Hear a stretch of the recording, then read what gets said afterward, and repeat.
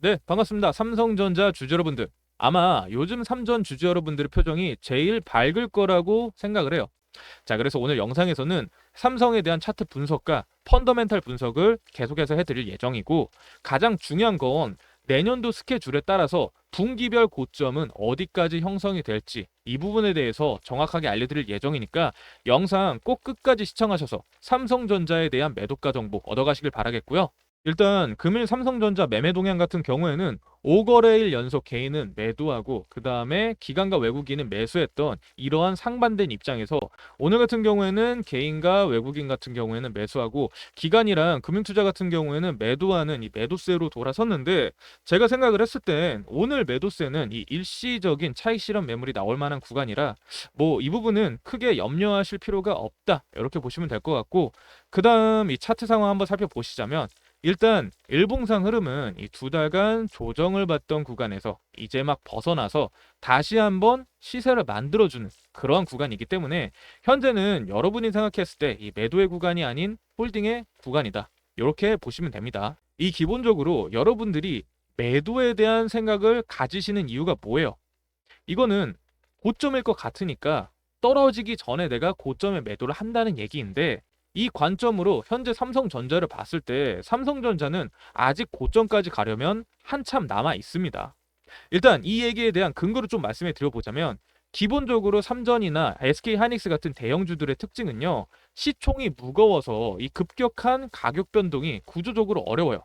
그리고 현재 구간은 이전에 이 개미들이 단기 차익 실현 물량을 시장에 내놓으면서 매도를 할 때 이때 장기 투자자들이 흡수를 한 다음에 그 다음에 올라온 차트라 이대로 추세가 꺾이는 건 불가능하다고 보시면 됩니다. 그래서 이 설명을 구조적으로 말씀해 드려보자면, 외국인도 그렇고 연기금이나 국민연금 같은 기관들은 기본적으로 이 연 단위의 계획을 가지고 장기적으로 매집을 하기 때문에 매수뿐만 아니라 이 매도 같은 경우에도 일정 기간을 두고 물량을 털어요. 그래서 만약 현재 자리가 고점이라고 쳐도 외국인이나 기관이 물량 터는 기간은 적어도 2주 이상은 시간이 걸린 뒤에 그 다음에 추세가 바뀌기 때문에, 만에 하나라도 지금이 삼성전자의 고점이라고 쳐도 여러분들은 전혀 쫄 필요 없이 지켜봐도 되는 구간이라고 보시면 됩니다. 뭐 다만 연말에서 연초까지는 시장도 1분기에 대한 상황을 눈치 보는 구간이라 이 구간에서는 단기적으로 조정이 나올 수는 있어요. 그래서 이 부분은 염두를 안 할 수는 없고요. 하지만 여기서 조정이 나온다고 해도 그 조정의 지지 구간은 이 11만 1,000원 이 구간까지, 여기는 제가 생각했을 때 이 구간까지는 하방이 열려 있긴 하지만 11만 1,000원까지는 내려온다고 해도 여기에서는 기간 조정을 받을 때 하나, 둘, 셋, 총 3차례의 저항이 나왔던 구간이라 여기 구간에서는 밀리더라도 기술적 반등이 나올 수밖에 없다, 이렇게 보실 수가 있는 구간입니다. 자, 그래서 만약 내가 삼성전자에 대한 매수 의견이 있다 하시는 분들은 해당 구간까지는 기다렸다가 매수하시는 게 가장 좋겠죠. 자, 그럼 차트 분석은 여기까지 하고 본격적인 이 펀더멘탈 분석으로 넘어가 볼게요. 여러분, 현재 삼성전자의 상승은 누가 뭐라도 이 반도체의 슈퍼사이클 흐름을 타면서 상승을 하고 있습니다. 원래 메모리 반도체 시장은 2016년부터 2018년까지 이 슈퍼사이클을 거친 이후에 거진 지금 6년 만에 다시 한번 슈퍼사이클에 돌입을 했는데, 이 현상은 단순히 수요가 증가해서 가격이 올랐다라는 1차원적인 원인이 아니라 이 산업 구조 자체가 근본적으로 변화했다는 의미예요. 그리고 현재 시장에서 독보적인 상승을 보일 수 있었던 건 삼성전자, SK하이닉스, 마이크론 이렇게 상위 3사가 D램 시장과 HBM 시장을 90% 이상 장악을 하고 있었고, 이뿐만 아니라 신규 기업이 진입하기에는 공정비용 투자만 수십조 원이 들어가기 때문에 진입 장벽이 굉장히 높아서 투자의 폭이 좁아지니까 이런 상승이 가능한 거고요. 그리고 이런 상승 구조는 단순히 시장의 독점 구조 때문만이 아니라 범용 메모리에 대한 수익성이 HBM에 근접했기 때문에 가능한 거예요. 자, 이게 무슨 말이냐면 과거 D램은 저마진 구조였으나 현재 일반 D램 가격이 80% 이상 상승하면서 수익성이 대폭 개선이 되었어요. 그래서 2023년 하반기부터 현재까지 이 D램 영업이익률을 계산해 보자면 2023년 하반기에는 15에서 20%, 그리고 2024년 하반기에는 35에서 40%, 그리고 2025년 같은 경우에는 40에서 50% 이상까지 올라왔죠. 그러니까 매년 영업이익률이 이 10에서 15%씩 성장을 하면서 마진율을 키워왔었던 거고, 이 정도의 마진율 상승은 반도체 역사상 최고의 마진율이라고 보시면 됩니다.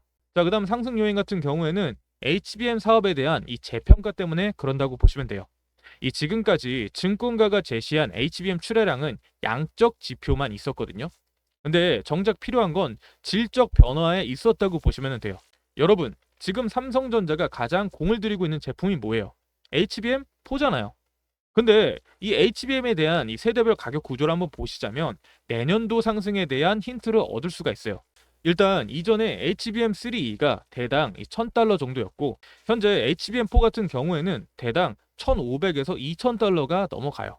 이 같은 물량을 팔아도 매출이 1.5배에서 이 2배가 넘게 증가한다는 얘기인데, 이런 단순 매출만 주가에 반영을 받아도 14에서 15만 전자 달성은 반년도 채 걸리지 않아서 달성한 수치라고 보시면 됩니다. 자, 그리고 다음 내년도 상승의 근거 이 세 번째 같은 경우에는 디스카운트에 대한 해소입니다. 여러분, 이제까지 삼성전자의 저평가는 크게 네 가지가 있었어요. 일단 첫 번째는 HBM 경쟁에서 SK하이닉스한테 밀렸었고, 그리고 두 번째는 이 파운드리 부진으로 TSMC한테도 밀렸었죠. 그다음 세 번째 같은 경우에는 지배구조 리스크 때문에 이재용 회장에 대한 불확실성이 있었고, 마지막 네 번째는 이 반도체 사이클 안에 있는데도 23년도 실적이 부진해서 상승을 못했었죠. 하지만 지금 돌아보면 어때요? 이 네 가지의 디스카운트 원인은 전부 다 해결이 됐다는 겁니다. 그래서 이 모든 상황을 종합해서 내년도 주가를 이 분기별로 분석해 보자면, 일단 1분기 같은 경우에는 디램 가격이 추가 상승할 거로 보여지고 있고, 이 HBM3E 출하량 같은 경우에는 전분기 대비해서 20% 이상 증가하는 구조를 가지고 있기 때문에 내년도 이 1분기까지는 최소 13만 원까지는 상승세가 나와질 거로 보여지고 있어요. 자, 그다음 내년 2분기 같은 경우에는 1분기 예상 실적 발표치의 영업이익만 따져봐도 23에서 26조 원까지는 무난하게 달성을 할 거라고 보여지고 있고, 그렇게 되면은 목표 주가 14에서 15만까지는 충분히 나올 거라고 보여지고 있습니다.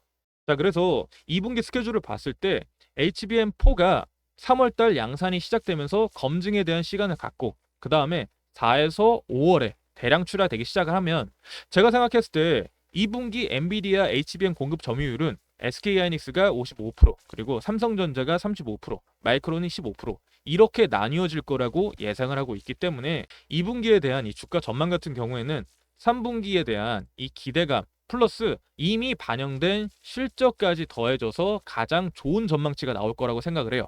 자, 그다음 3분기 예상 주가를 알아보시자면 3분기 같은 경우에는 16에서 17만 원까지는 상승이 가능할 거라고 보여지고 있어요. 일단 이 3분기 같은 경우에는 HBM4 이 출하 비중이 기존 대비 30에서 40%는 높아지는 시점이고, HBM4 가격에 대한 프리미엄도 50%는 높아질 수 있는 구간이라 이때 삼성전자에 대한 시장의 주목도가 가장 고점일 거라고 생각을 해요. 무엇보다 이 시점은 엔비디아의 필살기인 이 루빈 칩이 출시가 한창 준비되는 시점이라서 이때쯤 언론 분위기는 뭐 루빈 칩 출시가 되면 뭐 증권가에서는 20만 전자도 저평가다라고 하면서 수많은 기사를 쏟아낼 거예요. 근데 우리가 여기서 조심해야 될 건 시장의 관심이 극에 달할 때, 그리고 각종 언론에 현혹돼서 이 포모를 못 이기고 수많은 신규 개미들이 진입할 때, 저는 이때가 가장 고점이라고 생각을 합니다. 물론 4분기에 루빈칩 출시가 되고 나서 실적이 높아질지는 모르겠지만, 우리가 여기서 간과하지 말아야 될 부분은 늘 주가는 선반영이라는 걸, 그거를 잊으시면 안 돼요. 이미 3분기 주가는 4분기 예상 실적치와 이 루빈칩 출시에 대한 호재를 선반영했기 때문에 4분기부터는 본격적인 하락 장세가 시작되지 않을까 조심스럽게 예측해 봅니다. 여러분, 세상에 오르기만 하는 주식도 없고요, 내리기만 하는 주식도 이 세상엔 없습니다. 우리가 매수를 했으면 언젠가 매도도 생각을 해야 될 수밖에 없겠죠. 그래서 저는 내년에 4분기가 삼성전자의 최고 고점이 아닐까 이렇게 생각을 하고 있습니다. 이제 2025년이 가고 또다시 새로운 시작이 다가오고 있어요. 제가 한번 살펴보니까 저희 채널 연령층이 대부분 50대 이상이신 분들이 많으시더라고요. 그래서 제가 여러분들에게 드리고 싶은 말씀은 딱 하나예요. 여러분, 나이는 이 숫자에 불과합니다. 이 진짜 나이는 마음먹기에 달렸다고 생각을 해요.